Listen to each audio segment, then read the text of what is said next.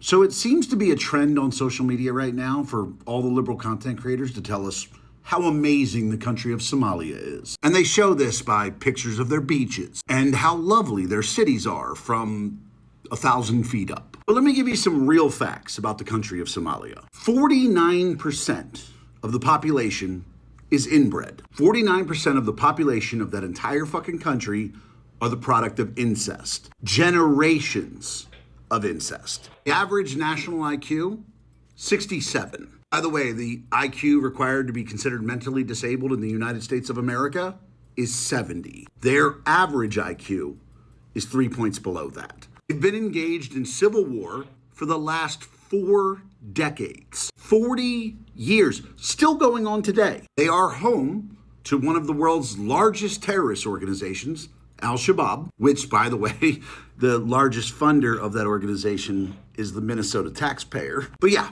like, sure, if you just look at Somali beaches and you look at their cities from the sky, it looks wonderful. But on the ground, in real life, it is not. And it's certainly not something that America needs more of. Hello dear family, welcome back to the channel, and a disclaimer, this video is for education purposes and discussion purposes only. So I keep seeing this viral video pop up over and over again, someone ranting about how people online are supposedly glamorizing Somalia. And every time it comes across my screen, I just sit there like, wow. Because this person claims that people showing Somalia's beauty and beautiful beaches and modern cities are lying to us. According to him, if the ocean looks blue and the sky looks good, then apparently the whole country is being marketed as paradise. And he positions himself as this brave truth teller. He says he's giving us real facts. Then he jumps into some wild and offensive claims about the Somali population, degrading, dehumanizing stuff, like he's trying to reduce millions of people to a couple of ugly statistics he dug up just to shock the audience. He brings up a low average IQ number and weaponizes it, comparing Somali people to intellectual disability standards in America, just to make his point sound harsher. Then he talks about the decade-long civil war and extremist group like Al-Shabaab, even tying it to Minnesota taxpayers, as if the entire Somali identity is built around terrorism and conflicts. And when he's done tearing people down, he wraps it all up by basically saying Somali is not something the United States should even want to be influenced by. He used the country's struggle as a punchline and the people as a disposable group in his arguments. But here is where I have a big problem. This kind of commentary isn't about truth, it's about power. It's about how loudly someone can talk while stripping away human dignity. It's about controlling the narrative so that Somalia isn't seen as a country full of people. It's seen as a warning, a threat. Don't be like them example, and I refuse to sit here and pretend that's okay, because yes, Somalia has been through war.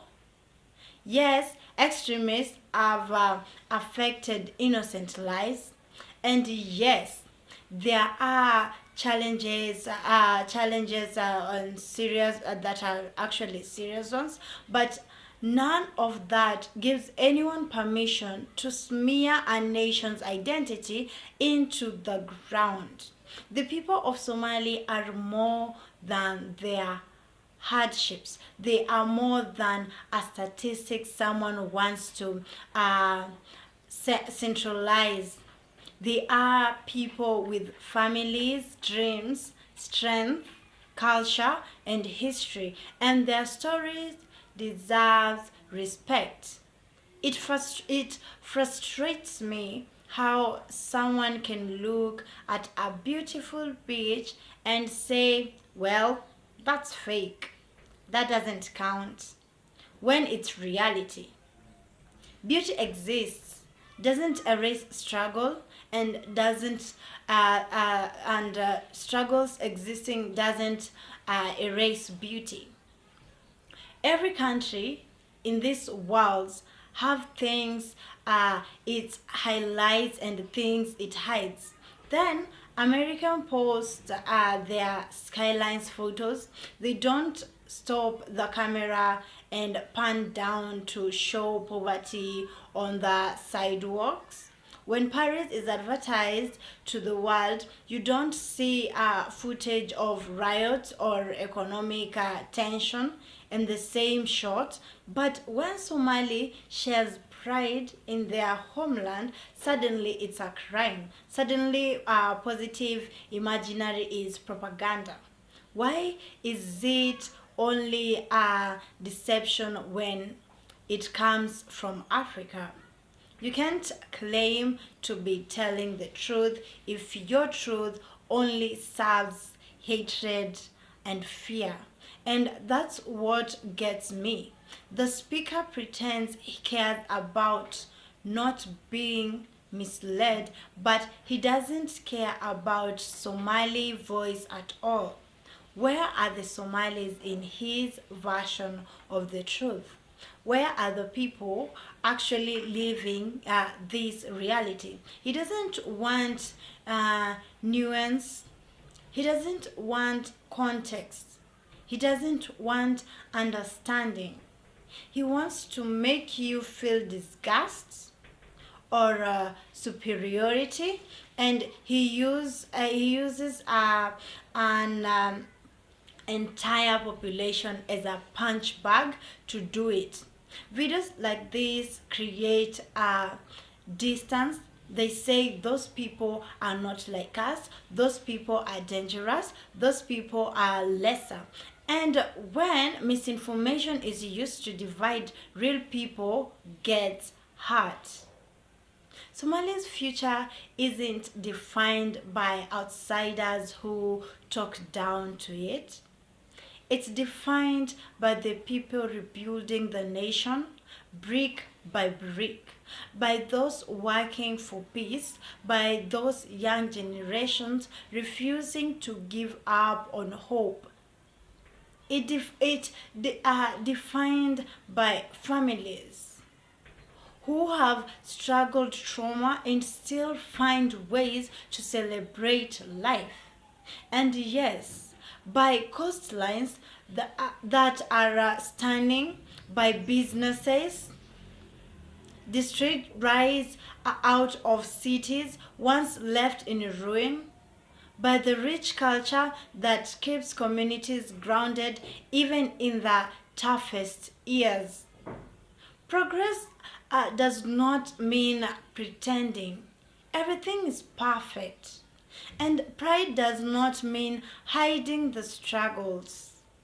What it means is we see both.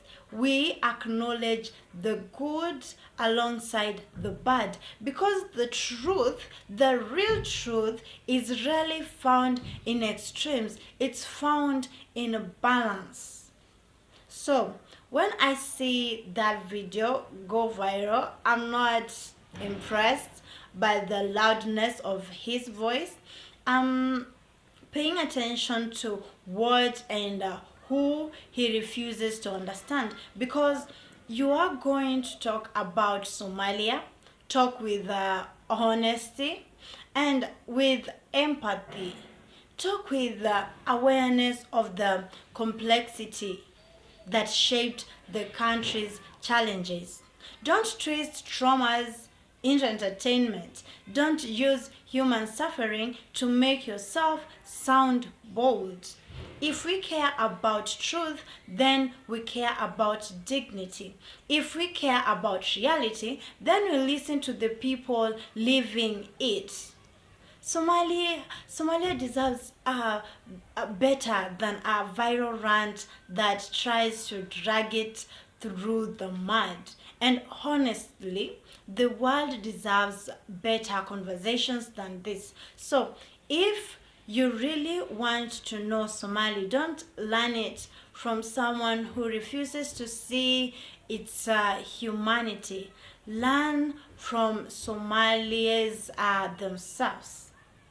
Hear their voices, see their work, celebrate their victory, understand their fight, respect their pride.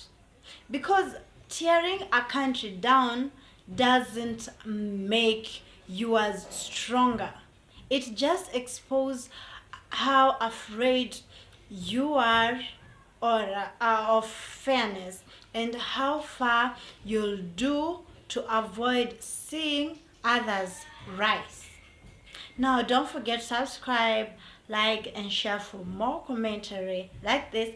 Let me see you on the next one, and I would really love to hear your thoughts about this in the comment section. Share your thoughts. What do you think? Did he do the right thing, or did he absolutely did the wrong thing and took a wrong move? I would really love to hear what you have to say about this. Let me see you on the next one.